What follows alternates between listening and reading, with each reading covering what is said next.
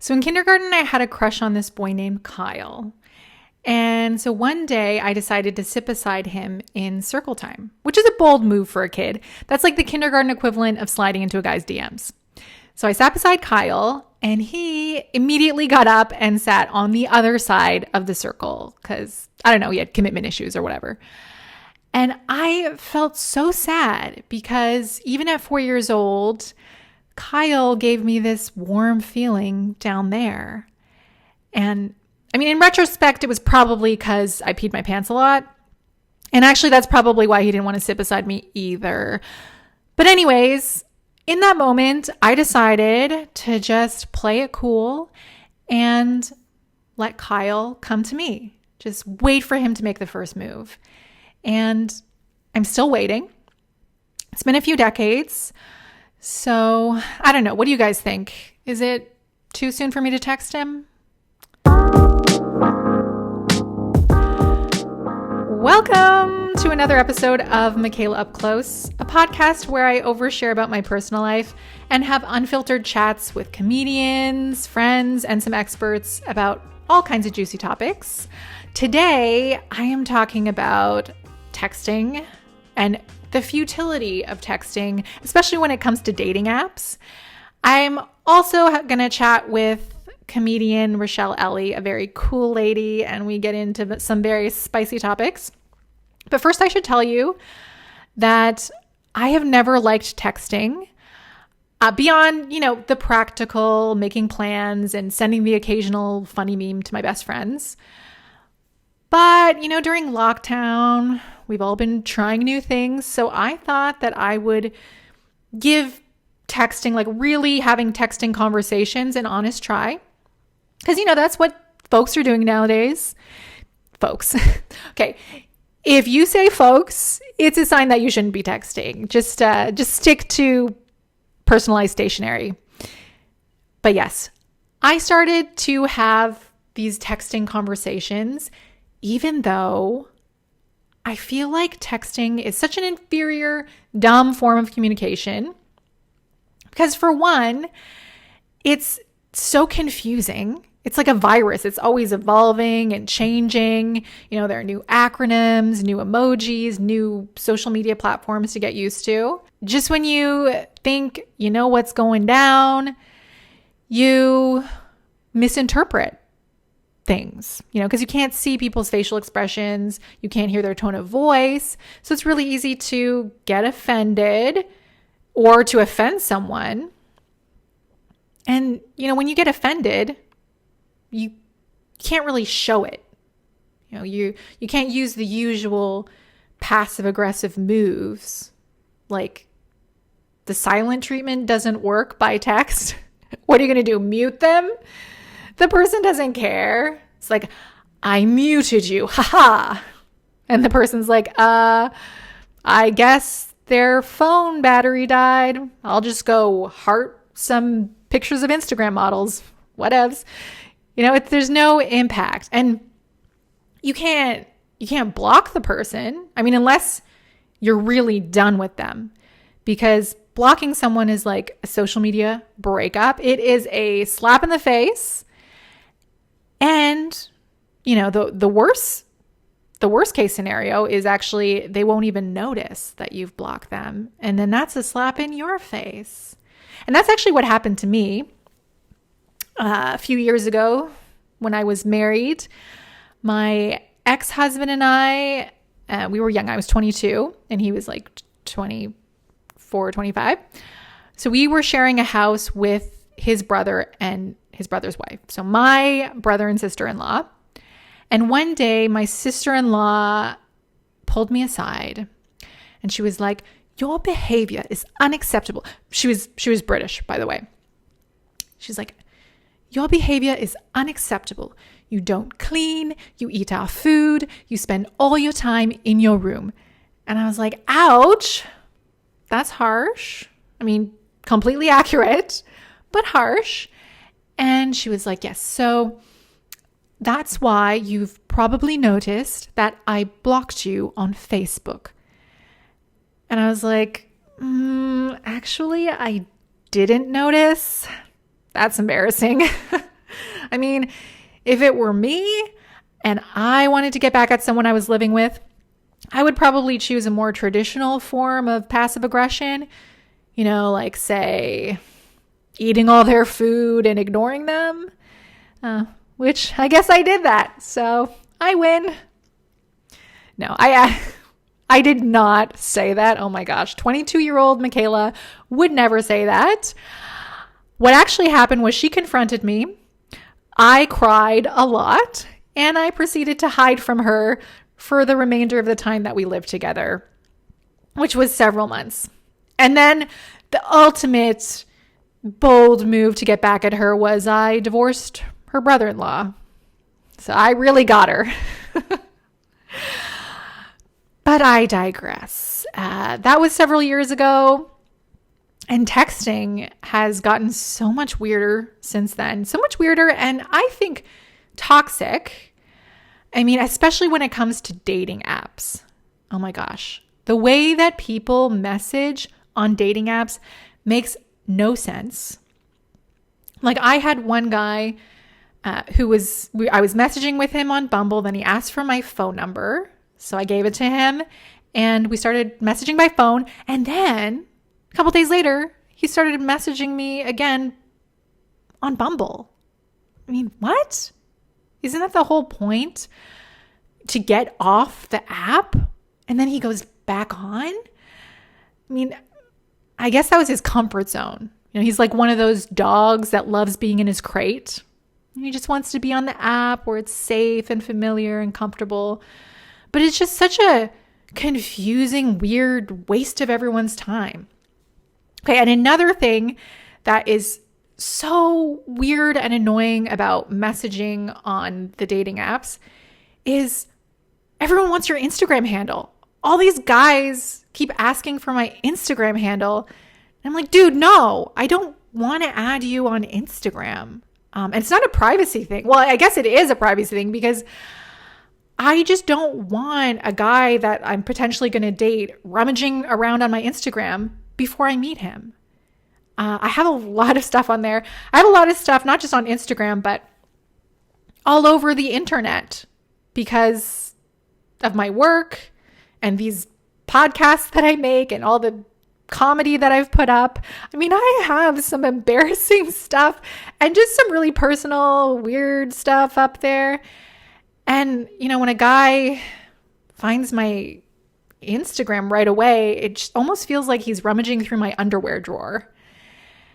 And I know that's weird and it doesn't make sense because I have lots of strangers on my Instagram, but I'm not planning to date them. I want to actually, be able to have some say in what pictures and information a guy sees first.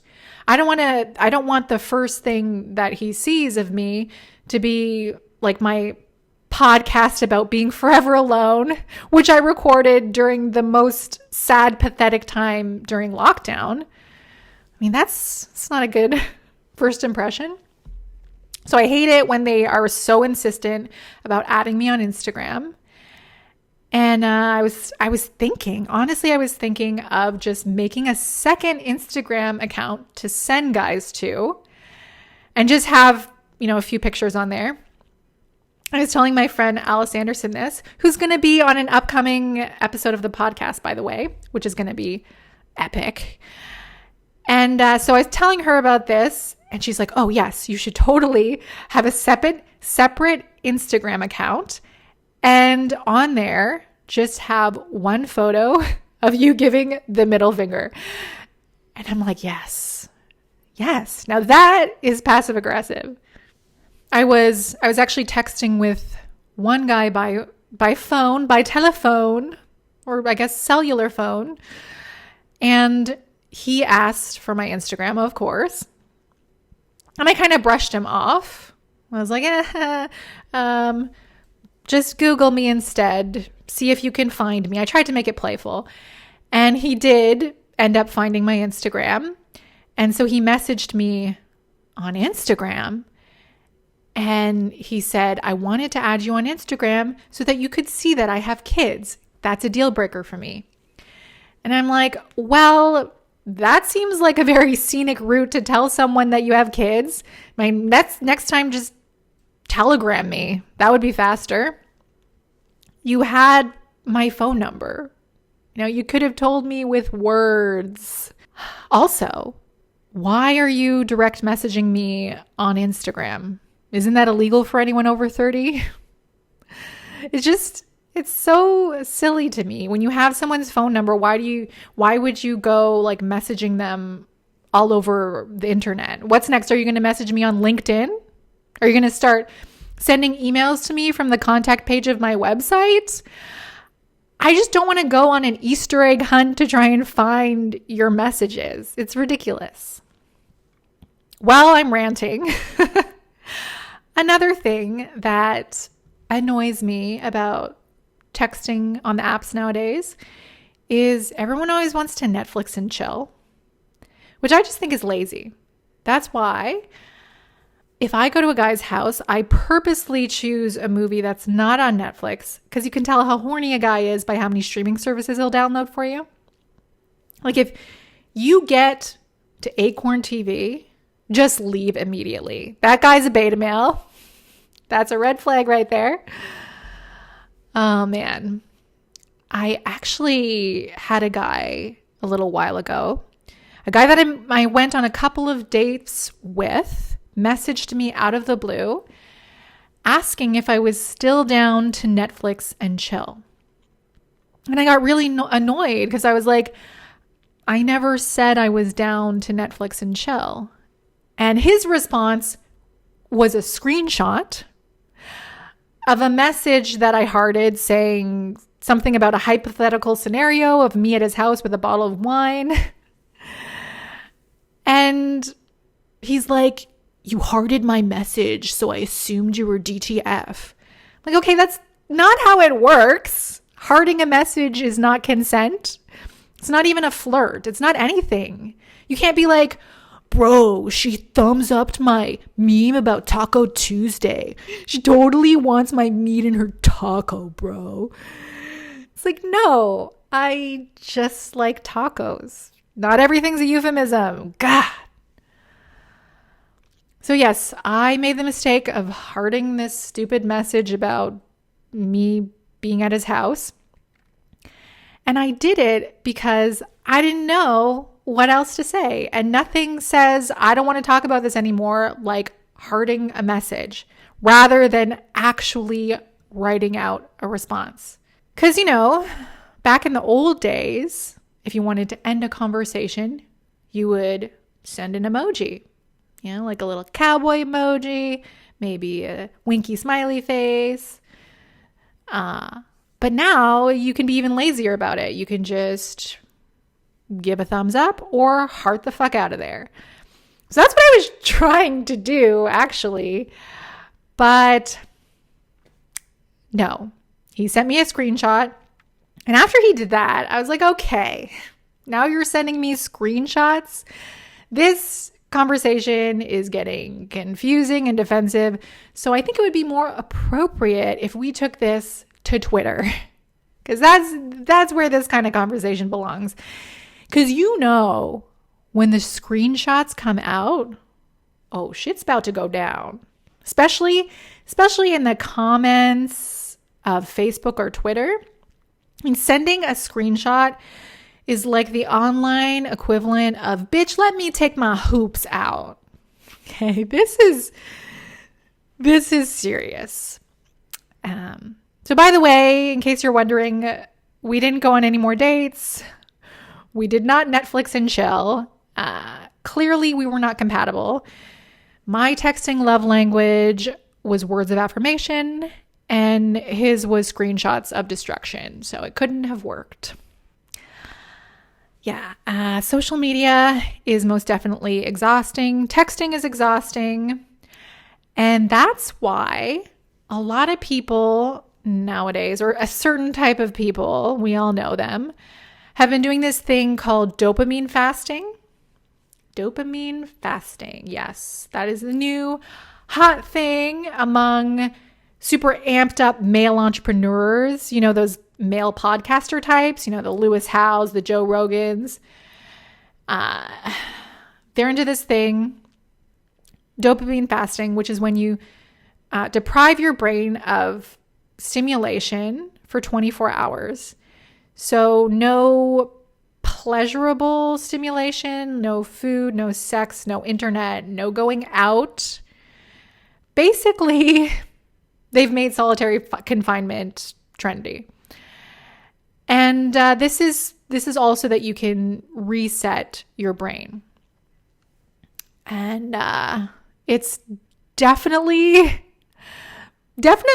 like a form of privilege. This is white privilege at its most extreme. I mean, these guys are so privileged that they're voluntarily torturing themselves, which I guess women have been doing for centuries now through like waxing, plucking, other extreme forms of beauty treatments. But the thing is, these guys are so proud of it. Like for them, self-torture is the new humble brag. You ask them what they're doing on the weekend and they're like, I'm going to lock myself in a room and starve myself of food, water, and joy. It's going to be epic. And I'm like, okay, I have a much more effective way of keeping my dopamine levels under control. It's called being boring. I don't need to dopamine fast because my life just isn't that exciting. There you go. It's easy. And bringing the point back home, because my life isn't that exciting, especially, during COVID times, that's why I decided to give texting an honest try. And I was like, maybe this is a good time to try out sliding into guys' DMs. Because that's something that I had never really done before. And just so we're all on the same page, sliding into someone's DMs is when you send a direct message to someone on social media, usually with romantic or sexual intentions. So I had tried to message on Facebook like a lady. And then I realized that I have no idea how to slide into a guy's DMs. It's just not something that women do as much as guys do. I mean, I do have a lot of guys slide into my DMs, guys from high school or guys that I haven't seen in a long time, guys that I met years ago, guys that I've never met. And, they'll usually open with a compliment like, hey, you're gorgeous, you're hilarious, you're a female incel, flirty stuff like that. But I didn't know how to start a conversation. So I did some research. I did. And I found the top tips for how to slide into a guy's DMs. And I'm going to share them with you. Number 1, like pictures and posts, but spread it out. Spread it out, girl. Don't like 20 of his posts at once. Like 1 or 2, space it out so you don't seem like an obsessive freak. So don't be yourself. Got it. Number 2, comment on one of his posts. Okay, I like to leave a really observant comment that shows that I've been watching him closely. Something cool but observant like, hey, did you clip your nails today? They look shorter. Number 3, slide in with a question. I like to start off with something sexy like, hey, are we related? That's a good one. Number 4, bring up something you have in common. Like you could say, hey, I noticed that we have something in common. Our DNA. What up, cuz? And finally, number 5, mention that you think you saw them somewhere. Like you could say, hey, so random. Did I just see you at Whole Foods? Or here's one that I came up with. Hey, so random, but I think I saw you in front of your house because I followed you there. Hashtag I know where you live. Easy, right? But here's the thing. You don't have to worry too much about what to say in text, especially if you're messaging a dude, because as the website Madame Noir says, if a person finds you even remotely attractive, it doesn't really matter how artfully you slide in. Yeah. So when in doubt, just send a hot selfie. I like to send like a really cleavage-bearing J-Lo selfie, or J-Law. She has good selfies too. Okay. And moving along. Earlier this week, I caught up with a very cool lady that I know from the Ottawa comedy scene. Her name's Rachelle Elie, and she has just been tearing it up across the country and also in the US. She's written and performed a live, 5 one-woman shows. She's performed at festivals across North America, including Just for Laughs, and she won an Outstanding Comedy Award with the Ottawa Fringe Festival for her show, Joe, the Perfect Man. And she gave me some juicy details about how they first met, how they keep their marriage spicy, and also she had some pro tips on how to make the first move as a woman. Great conversation. She's so inspiring. And she did not hold back. So here is that chat. Because your husband's a gynecologist. He is, yes. And yeah, but you never joke about that. Do you? I have a good 10 minutes on that. Yeah. I feel like, you keep it very like tame though. Like you say it, but you I've got some new OBGYN jokes. So you'll be hearing those in the next few months. Ooh, I can't wait because, I have it like my closer joke. One of my closers is about dating a gynecologist. Really? Yes. And it was so like, it didn't work out. But I got so many jokes out of that. Like it just flowed. I was like, oh my God, I wish this had worked because this is so good for my comedy. Oh, I know. Well, I always joke that like the comedy writes itself. Like the chances of a stand-up comedian and a gynecologist being married and together and having kids is like, it's a joke. It really is. How did you guys meet?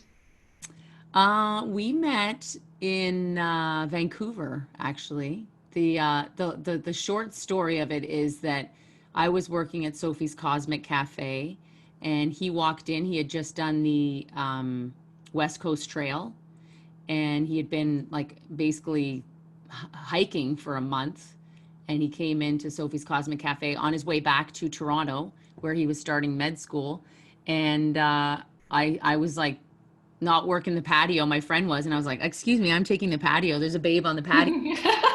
Poured him about 20 cups of coffee, and that night I was having a party, so I invited him to the party, and he came and he brought like really good takeout food, and I'm like, wow, I'm impressed with this guy already. But he says I ignored him for the whole party. So long short, that night he left, and right when he left, he just kissed me goodbye and walked away, and I was like, wow, that was quite it had an impact on me. And then he sent me a mixtape, and he said, nice yearbook photo, and it turned out his mom had taught at my high school. So it was kind of a neat connection. So we became pen pals. And for about 6 months, we wrote letters back and forth. And honestly, I was like, wow, this guy's a bit of a bore. He seems like a bit of a nerdy doctor. I saw him again in Toronto 6 months later.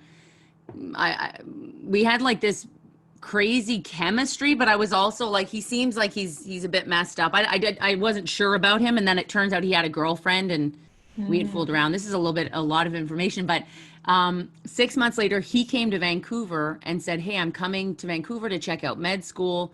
Can I stay with you? And I was like, oh, my brother has a van here. You can stay in his van.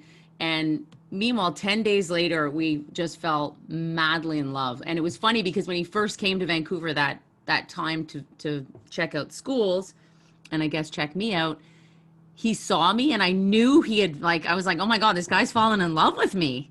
Like that he had fully fallen in, like he'd really, like, when you see like in cartoons someone gets hit in the head and there's like stars. Kind of a bizarre moment. His story is he walked into Sophie's Cosmic Cafe.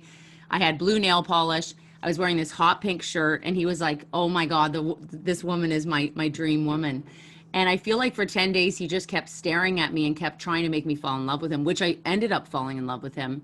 And we went camping, and we spent 10 days together, and I hadn't fully fallen in love with him, but when he went back to Toronto, I think when he called me, I realized like, oh my God, this guy's gone and I don't think I can live without him. Like, I think that I want to be with this person forever. So we basically met up 2 months later and realized that it was real. Like, we were both really in love with each other. So I moved to his bachelor apartment that December, and now we've been together for 25 years.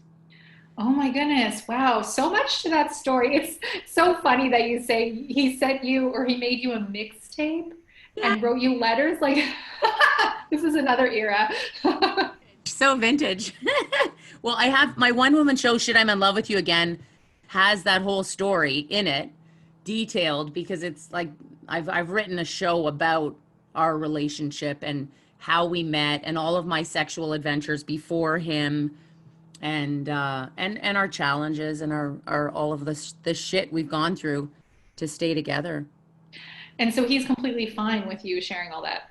He is, yeah. I mean, I always check with him. I know in the show at one point I was calling him a jerk, and he's like, no, no, call me an asshole. That's more funny. So I do the shows usually in the preliminary stages of the show. I'll show him, like, my mom is in the show too. I checked with her. I always want to make sure no one feels really insulted. Unfortunately, some of my ex-boyfriends, if they saw the show, they probably would be insulted, but it's kind of, I have to exaggerate things sometimes for humor. So Oh, of course. And they're exes now, and you're not saying their names, right? So, yeah, it's their fault for not staying in touch with me, right? okay. So, it sounds like you were pretty forward. I mean, because you served his table, and then you invited him to your party. Well, good for you noticing that, because this is an interesting point from then. Is my brother was visiting me a lot at the time, and I think he wouldn't mind if I said this out loud, that at that time I had been in a 2-year relationship, and we had broken up. I kept breaking up with this guy, and I was finally like, I think it's over. But I was inspired by my brother, because at the time, and he's 2 years older than me, he realized he had a bit of an inferiority complex with women, and he was really wanting to combat it and do something different. So he just started, every single time he saw someone he was interested in, he would just ask them out. And he started like overcompensating for something that he felt was a bit of an inferiority complex with women. And he started like, I remember he was like at a gas station, and he saw this beautiful woman in a car, and he made eye contact, and they ended up going on a date, and he had like a lot of success. So when I was working at a cafe, Sophie's Cosmic Cafe, I would often see guys that I was like, wow, this guy's a babe. And I would ask guys out. I would just ask people out. So I think, and I know my husband now, even when we were in Toronto on the follow-up hello, I remember thinking, like, we were having coffee, and I was like, oh great, another guy that I'm gonna have to like draw out of his shell, because I think sometimes introverted guys are attracted to me because I'm so extroverted. Hmm. But I have no regrets for doing that, because I think Dave, my husband, said he probably would have never asked me out. He assumed I was with someone. Like, Michaela, you're a beautiful woman. I'm sure a lot of people meet you and just assume, oh, she's definitely not single. She's out of my league. And I really think that the positive thing about what my brother was doing and what I was doing too is, if you have an impulse towards someone, then you ask them out, you date them, and then you realize, no, this person's a dud or we're not compatible. But I think not trying is unfortunate. And I mean, I know the times are so different now. Like, this is 25 years ago. I know that, I mean, I look at my sons, I have teenage sons, and I've watched them on the dating scene, and I think, I know it's a different playing field. My son right now, he's been in a relationship for a little less than a year, and they met online, um, through friends and stuff. But I think it's a different thing, because people just don't meet Mm. out at, I mean, if you are working and you're at a restaurant and people are coming in and out, you can meet people, but I don't know if that's as Yeah, I get asked out. I've gotten asked out at shows a couple times, like after shows. And I find whenever I get a new hobby or I like get back into a hobby like dance, then there'll be a wave of people asking me out. Not like not a lot of people, but you'll like a couple people will ask you out. But no, I like that. I actually saw something similar. I was watching YouTube and there was a video on how girls can pick up guys without saying anything. Mm. It was like they videotaped this girl who was like, she was pretty, but she wasn't like a knockout. Just kind of like first she just looked at men. So she'd be passing by them and she'd just look at them and they would like stop in their tracks. They'd be like, whoa, what do I do? And then she started saying hi. Like she'd look at them and say hi as they were passing. And then they really were like, oh my God, what do I do? And a lot of guys were so into it. And I thought that was interesting because it's like nowadays, yes, everything's online. But if you do the smallest thing, it has such a big impact because nobody's used to it anymore. No one's doing anything. Well, I've said that to my sons before because I think that's something my brother and I were doing too is often we walk around with our eyes down, not open to the world. Mm-hmm. I think as a woman, sometimes walking around open to the world is very dangerous, as you know. Like I was just in Montreal last week. I'm 51 years old and I'm walking around open, and some sleazy 60-year-old guy walks by and like flashes his tongue at me. And I'm like, oh my God. And someone was like, oh, you still got it. Don't you feel good? And I'm like, no, I don't really. I'm not excited when older men show perversion towards me. Like it's just, maybe it's not perversion, but like your tongue at someone, it just seems like a little like, Mm. I think I've just been flashed by too many men in my life too, to appreciate that.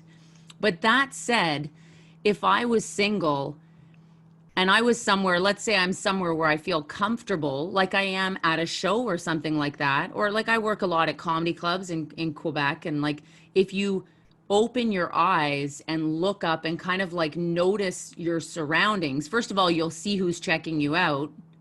And then if you're interested in someone, sometimes just making eye contact and smiling, because I mean, I smile at people who are like, if someone's asking for money, sometimes I'll just look at them and smile and they appreciate that. And someone will be like, thank you. Like, you're not giving me money, but you're giving me your attention for a moment. And that for sure backfires when it's someone who's maybe creepy and they're going to, say something rude to you.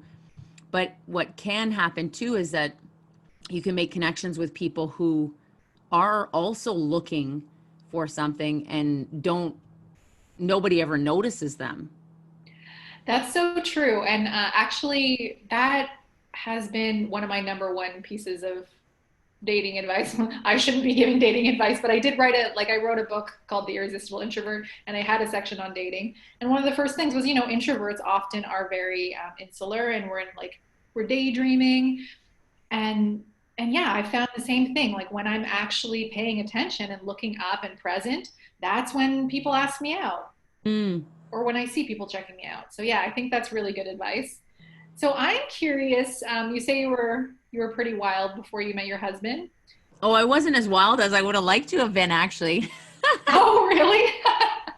Like if you could go back, what would you do differently? Oh my God, I wouldn't have waited till 21 to lose my virginity, is what I would have done. I was raised by a very strict Catholic father. My dad was from Haiti. And my sister, who's 5 years younger than me, she, I think, took the smarter route. Is she just decided not to tell my dad and had a boyfriend and just kind of disobeyed him. And my mom was okay with it because my parents were divorced. Whereas I was kind of the good Catholic daughter and I chose to listen to my dad. And I waited till I was 18. I was 18 in university, or 19, still a virgin and terrified of, you know, sex or disappointing my father. And then I think when you wait so long, then it's like, then you start waiting for, you just don't want to throw it away. You're like waiting for love. And that's, again, what my whole shit I'm in love with you again story is about. When I did find love, it was actually very special when I did lose my virginity. And it was with someone who I stayed with for 2 years. And it was a beautiful love story for the first 6 months. But I didn't so as many wild oats, I think, as I would have liked to. Like now, 25 years of marriage, I look back and I'm like, wow, I wish I when I was 16. Yeah. Well, That you can. kids to be healthy. Like my 19-year-old, he's had some pretty fun experiences, and I look at him and I'm like, that's the way I would have liked to have been raised, not with any Catholic guilt, not with any shame. I mean, I love my parents, and I don't resent my dad. I understand why he raised me the way he did. He was scared, having been raised in Haiti, and the way women are raised is very different from how North American women are. But I look back and think, the Catholic shame, the Catholic guilt, like there was nothing positive in that at all. And I took that on way too much. Yes, yes. We have so many similarities because I was really religious as well. Mm. I was Pentecostal Christian in high school, and then I became Mormon. Oh, you're kidding. I'm serious, yes. And I saved myself. I lost my virginity at 20 on my wedding night. You are Yeah. kidding. Hmm. Divorce? And we divorced a couple of years later. Oh my goodness. And you probably looked at that and thought, why did I wait till marriage? Well, I wish that I don't regret. I mean, because I'm single now, so I can make up for it. I'm not like you're married, so it's different. But I had the chance to make up for it. But I do wish I had known what level of chemistry my husband and I had before we got married. Does that make sense? Yeah. Yeah, because I mean that's the downfall is, when you're a virgin and you're like making out with someone, I mean it can seem like you have more chemistry than you do because you're just, you're young and the hormones are going. But I did realize like we didn't have as much chemistry as I would have liked in the bedroom.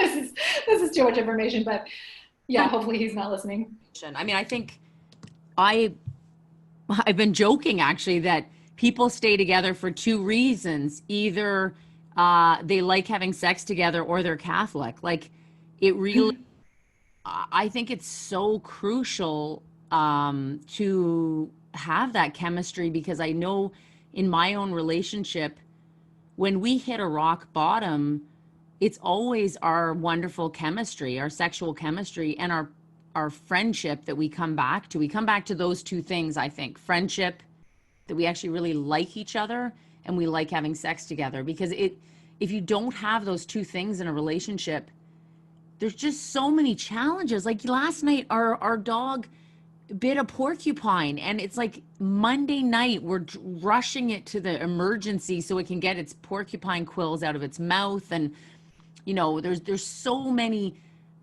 possibilities for not seeing eye to eye on the way you approach things, and having raised our kids together and having to deal with mother-in-law, father-in-law, he having to deal with my family. Like there's just so much that goes against a couple that stops them from staying connected or being compatible. So I really think I do think that we are animals ultimately, and if you don't like having sex with your partner, you probably won't stay married. And if the only way you will is if you're Catholic or your religion forces you to stay together, because honestly, it's really, marriage is extremely challenging. That's really interesting. I've heard people say the thing about being friends, but I haven't heard very many people say that you really have to like having sex with your partner. Because I think those are the people who are just like they gave up a long time ago on having sex with their partner. Like after they have kids, I think that's when it really ends for a lot of people. But I think it does come back. I think that definitely when you have kids, like my husband and I have survived having teenage boys. They're now teenagers, but I feel like we for sure went through several years of, definitely, I'm sure my husband felt like we were not having enough sex. And I was kind of like, I wasn't even thinking about it because I was just so not traumatized, but I think becoming a mother is huge. Like it changes who you are. And then becoming a mother a second time too, it's like the roles that you end up thrown into, because ultimately when you have little kids for the first 4 years, you just don't want them to die. So, you're just in survival mode as a couple, and then you're trying to figure out how to continue to make money because maybe one person isn't working anymore, and then figuring out the dynamics of who works, who takes care of the kids. So, we were just in survival mode for so long, and it's only now that I think we've both resurfaced and kind of come back to who we were before we had kids. I think that's why a lot of people break up once their kids are teenagers, because maybe you look at each other and go, wow, like we don't have anything in common anymore. We don't even like having sex anymore. We don't really even like each other anymore. And that's when people divorce. And some people divorce when their kids are little too. But I think for us, I mean, we went through marriage therapy we went to therapy for a really long time. And that was more to work out just what could be irreconcilable differences. But ultimately, I think the irreconcilable differences are, trying to agree on just how to raise your kids is a huge thing. So how did you, like, once the kids were grown up, how did you gain back the spark? There's so many layers of that, but like even recently during quarantine, I think we had to, because we'd been so busy. I was really like, my career was taking off comedy wise. I was traveling tons. And my husband's like become a real country guy, like goes hunting, loves being out in the woods, chainsawing. And we have a dog, and he's just like so into the outdoors. And I have been very much in the like out in Montreal, going to shows, doing shows, performing. I think when we got on lockdown, we had to kind of face another layer of our relationship and realize, wow, okay, we're actually going in different directions. We don't really have fun together anymore. And I think that I feel like the quarantine was a real gift for our relationship, because we started to rekindle, kind of like before the kids, we used to party a lot. Like we would just like have debaucherous evenings where we would just like laugh our heads off and have great sex and just like have such a connection together. And we kind of weren't doing that anymore.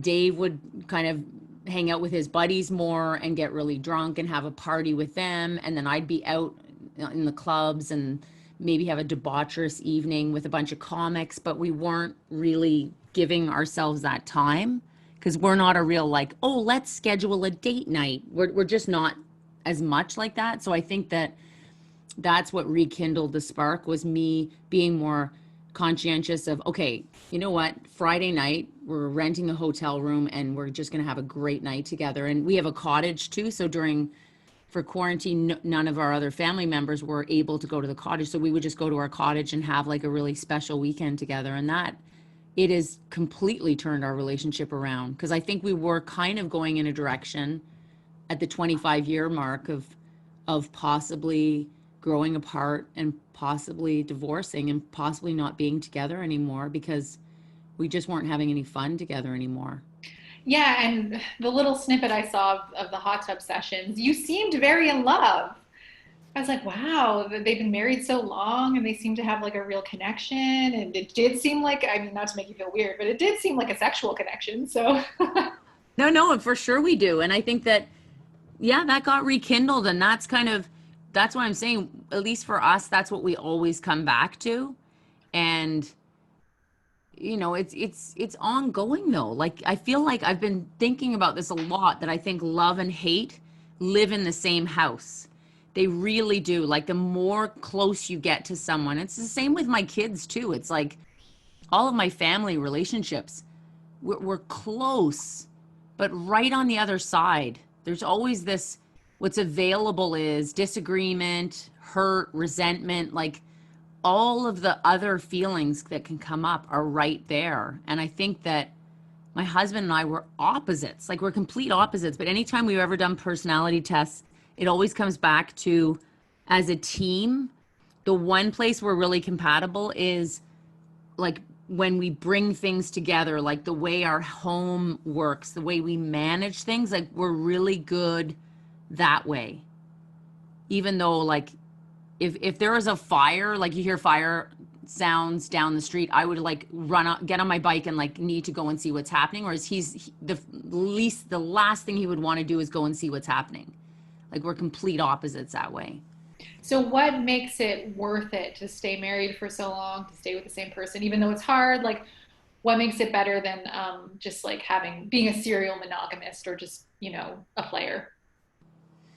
I think the best way to answer that is if I ever think of not being together, I think of even just how my husband and I walk almost every day together, like the companionship of like, if something really important happens to me, being able to share it with him and knowing that he'll be as excited for me as I am, and knowing that he's got my back. Like if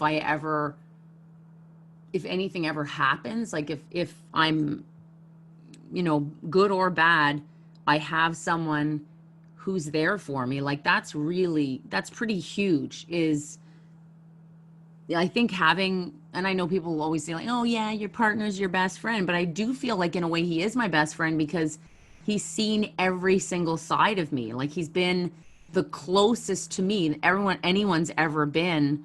So like for better or for worse, one of the things I say in my show is it's taken me 25 years to say to my husband, I love everything about you, even the things I hate.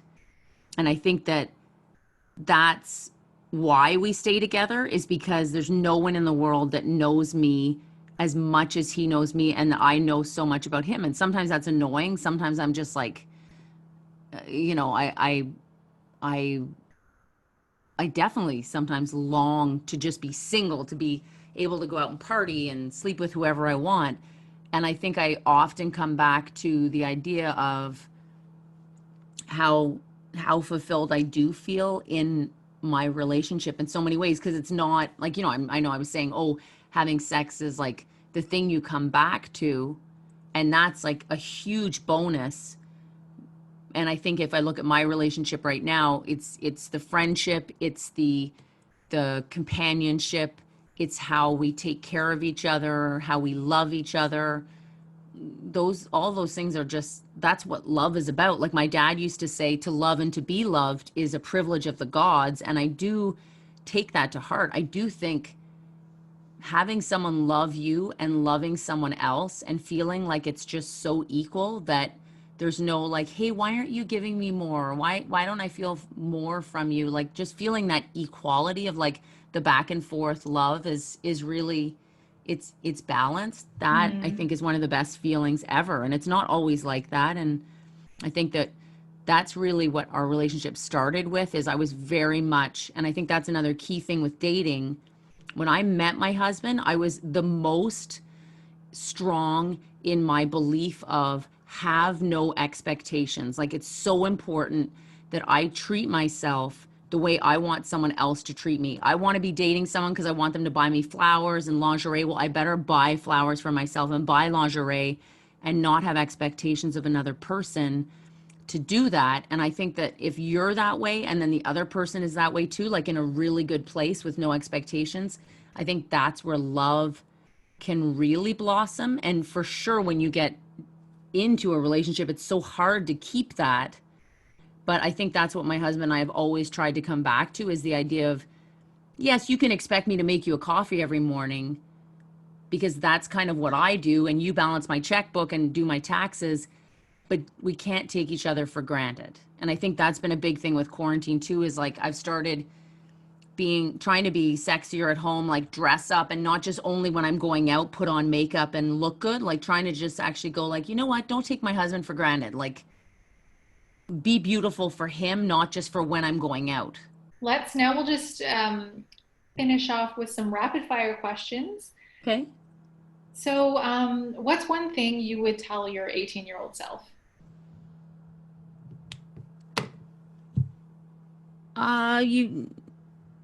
You need to love yourself more and not judge yourself so much. And I think a big thing I would say is stop comparing yourself to other people. Compare yourself to who you were yesterday. And I didn't write that, someone else wrote it, but I feel like that is so wise, to compare yourself to who you were yesterday. I feel like I've for so long, and I still do, compare myself to other people, and I'm more competitive than I'd ever want to be. And if I could help my 18-year-old self learn that earlier than I have now, I would say just stop comparing yourself to other people. Yeah, that's good. I like that. And if you could have dinner with any three people, dead or alive, who would it be and why? I think Picasso's for sure on that list because I'm a painter as well. I'm a visual artist. I have been for the last 25 years, and I've always been fascinated with him. Like he's one person that I feel like, wow, having a drink and a cigarette with him would be Hmm. so fascinating.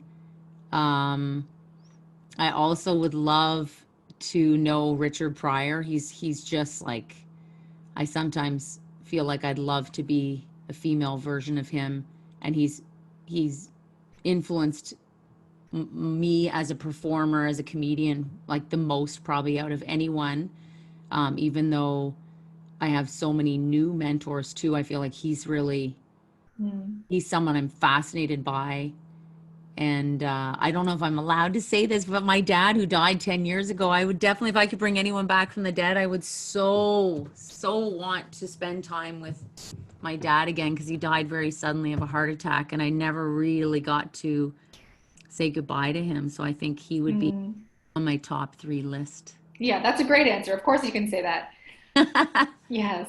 And what's what's one of your secret skills or talents? I mean, you have a lot of ones that aren't secret, but what's a secret one that a lot of people don't know?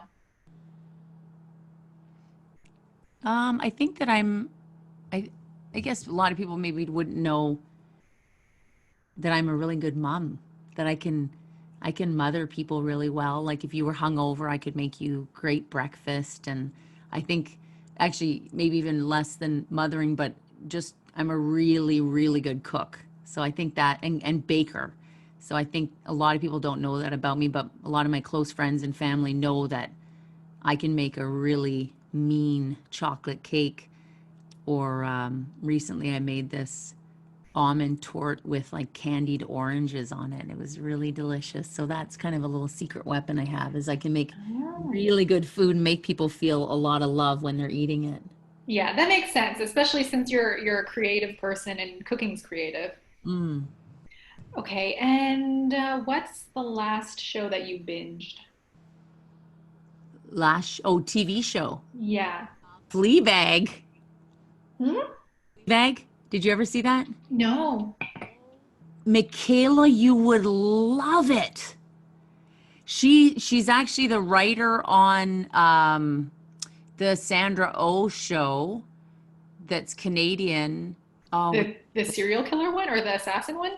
yeah, what is it called? Oh, Killing Eve. I actually just started watching that. One of the writers on Killing Eve, but this is her show. She Oh, did Edinburgh at the Edinburgh Fringe, and the show it's two seasons, and there's a priest in it too. And I guess after that show, priest porn, like it went up like 68% on Pornhub apparently. oh. Very sexy priest in it.